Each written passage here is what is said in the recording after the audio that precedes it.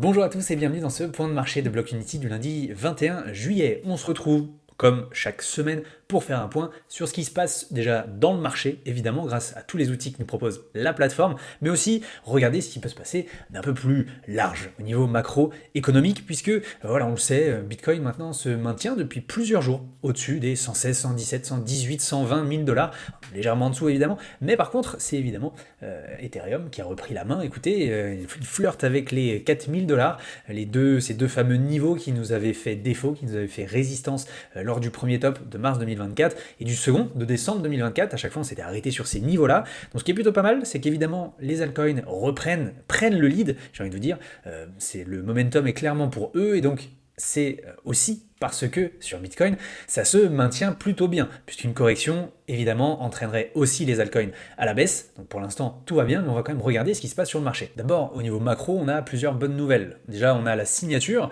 au niveau du gouvernement Trump, du Genius Act et du Clarity Act, qui nous permet de, en tout cas de leur côté, de voir les stablecoins non plus comme une monnaie alternative, mais bien comme une continuité de leur dollar déjà existant.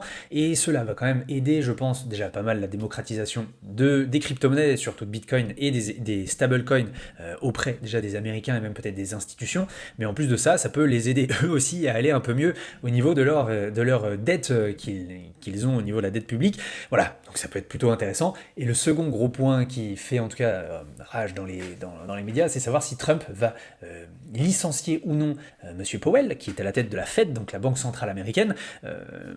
Donc c'est dans un sens très bien, parce que forcément, il va pouvoir nommer quelqu'un qui sera plus empathique sur les envies de Trump à vouloir justement baisser les taux, mais à la fois, on le sait, c'est déjà arrivé dans l'histoire des États-Unis avec Nixon, le président Nixon en 1971, où il avait fait de même, il avait mis la pression sur la Fed pour baisser les taux, ici en vue de sa réélection, et si sur le court terme tout allait très bien, par contre, sur le long terme, 18 mois après, pas plus loin que ça, l'inflation là-bas a fait plus de x4.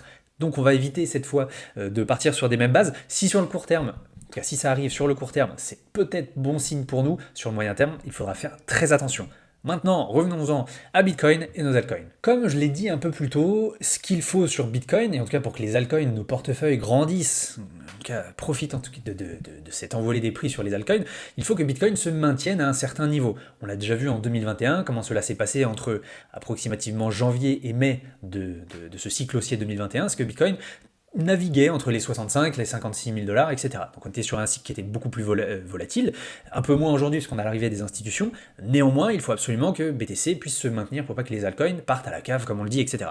Et au niveau de la saisonnalité de BTC, si historiquement parlant, juillet est une très bonne année, on est en train de le vivre, c'est vrai que c'est un peu contre la pensée commune que l'été, il ne se passe jamais rien. Il faut savoir que les années post-halving, comme c'est le cas en 2025, les étés, juillet-août, ont toujours été assez explosifs. Pour août, on le voit très bien, ça reste une année haussier, un mois haussier, même si globalement, légèrement moins que juillet. Et par contre, là où il faudra faire attention, c'est au niveau de septembre, puisque historiquement parlant, le mois de septembre a été souvent très rouge pour BTC et donc pour les alts. Donc si on a encore quelques belles semaines devant nous potentielles sur Bitcoin, voire sur les altcoins, ça va être à nous d'être très prudents et bien sûr respecter cette logique que tout ne monte pas jusqu'au ciel et il faut absolument prendre en compte qu'il y aura évidemment des corrections tout au long de ce chemin, puisqu'évidemment le marché n'aime pas qu'on soit forcément tous gagnants, j'ai envie de vous dire. Maintenant, pour que BTC se maintienne sur des niveaux, enfin sur ces niveaux actuels, il faut absolument qu'au niveau de la poche de gains latents sur laquelle nous sommes assis en tant qu'investisseurs court ou long terme, il faut qu'elle ne soit pas trop élevée, puisque plus elle est élevée,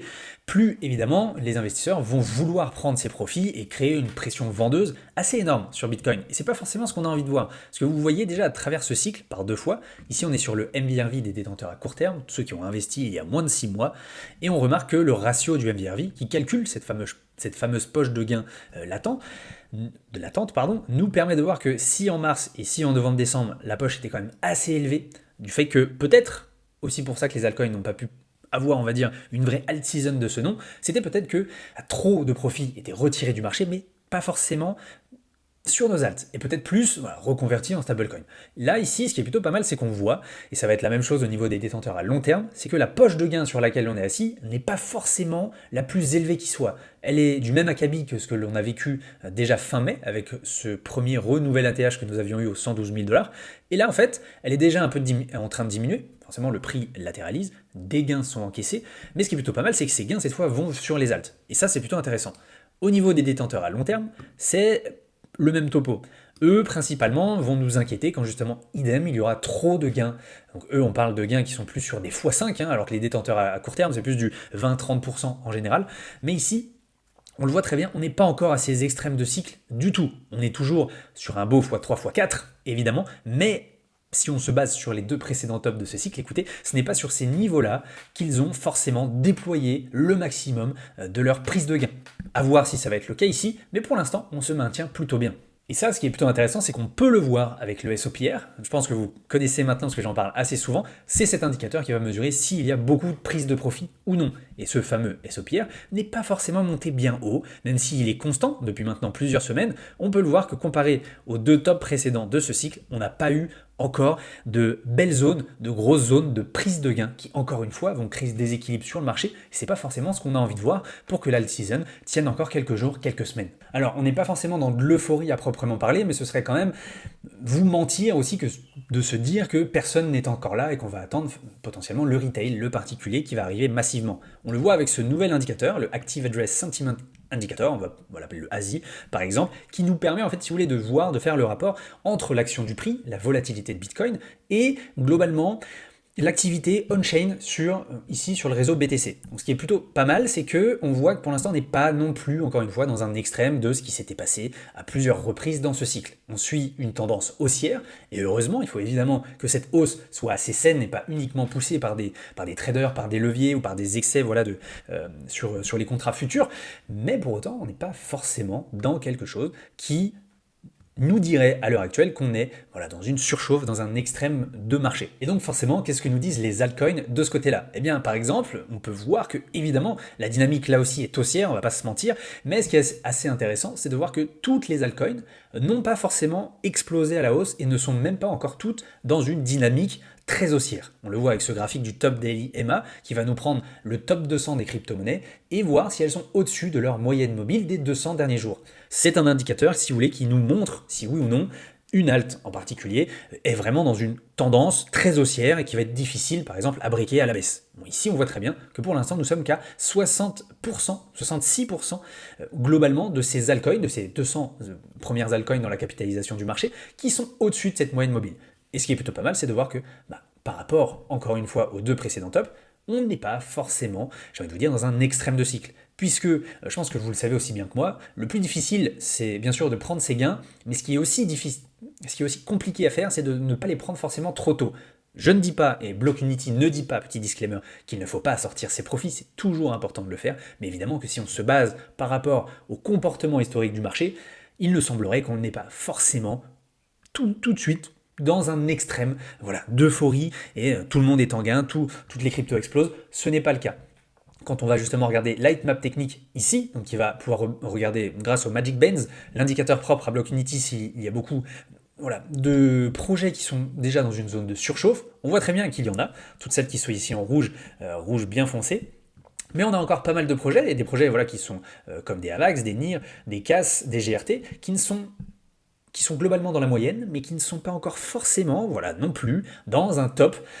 Donc ce qui nous laisse penser qu'évidemment, on a encore la possibilité de voir des crypto-monnaies en particulier exploser quand certaines l'ont déjà fait. Je vais prendre par exemple XLM, le XRP, qui ont plutôt bien performé, qui sont même arrivés dans des zones de price discovery, donc qui ont dépassé leur précédent ATH, mais pour autant, il y en a encore beaucoup. On n'est pas dans la même configuration que l'alt season de 2021, où on pouvait investir sur n'importe quoi et tout allait faire x2, x3, x4 dans les jours et semaines à venir. Ici, pour l'instant, il faut quand même être assez pointilleux sur quel projet, en fait, il faut pouvoir suivre. Bon, et ce qui est pas mal, c'est que malgré tout ça, je vais revenir sur une analyse sociale de ce qui se passe, c'est que les nouveaux abonnés sur les chaînes YouTube que Blockunity analyse n'ont pas du tout encore explosé. Quand on voit ce qui se passait justement lors des deux précédents tops de ce cycle, ici on est à peu près à une moyenne de 2000-2500 nouveaux abonnés par jour sur les réseaux, sur YouTube, alors qu'on était à hauteur de plus de 10-12 000 lorsqu'on est plutôt dans une phase où l'investisseur arrive, l'investisseur comme vous et moi, arrive sur le marché, qu'il a envie de comprendre et s'informer, donc il va sur YouTube.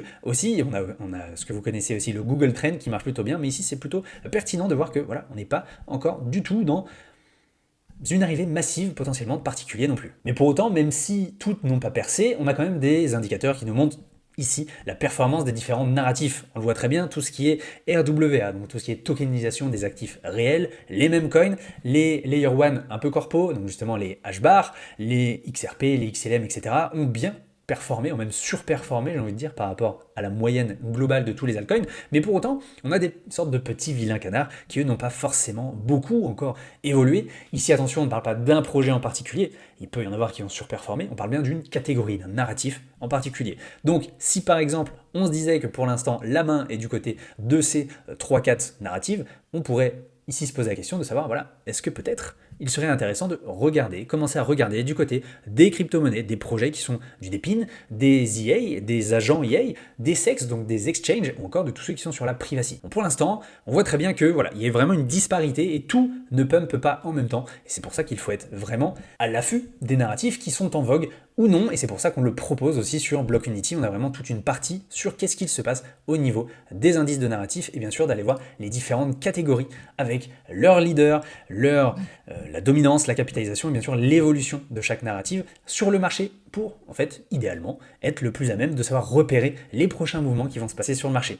Maintenant, et pour finir, on va se baser sur Ethereum et Solana. On va utiliser notre Magic Bands, donc qui va nous permettre de comprendre où est-ce qu'on en est dans le marché, et on va voir qu'évidemment, Ether nous fait quelque chose qu'on n'avait pas encore vu dans ce cycle. C'est-à-dire qu'on rejoint ce nuage rouge ici, donc cette fameuse ligne haute numéro 3 à numéro 5, qui correspond globalement à cette zone de surchauffe. Pour l'instant, on s'était arrivé bien à chaque fois pile poil en dessous.